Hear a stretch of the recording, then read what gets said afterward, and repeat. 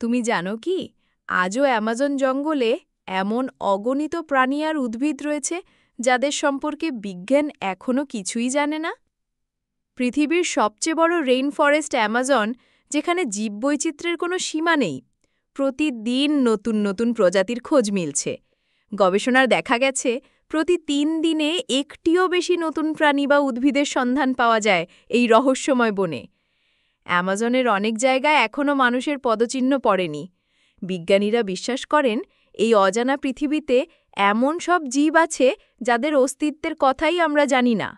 এমনকি এমন ঔষধি গাছও থাকতে পারে যেগুলো ভবিষ্যতে মানবজাতির বড় কোনো রোগের চিকিৎসা হয়ে উঠবে।